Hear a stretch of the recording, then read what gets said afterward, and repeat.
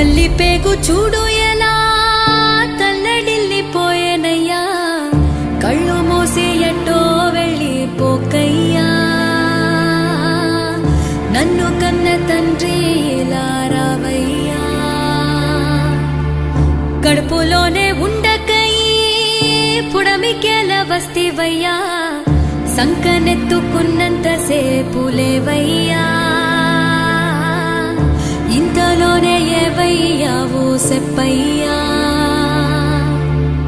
ప్రకాశి చీకటిలో ఏ కీడు తాకిందో ఏకాకి వైపోయావా చంద్రయ్యా. కళ్ళెర్ర చేసి రేయిని చూడయ్యా,